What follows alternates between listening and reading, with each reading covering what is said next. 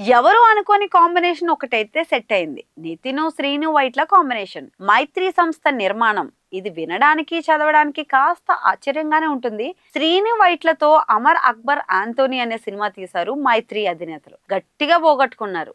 నితిన్ తో ఇటీవలే robin hood తీశారు.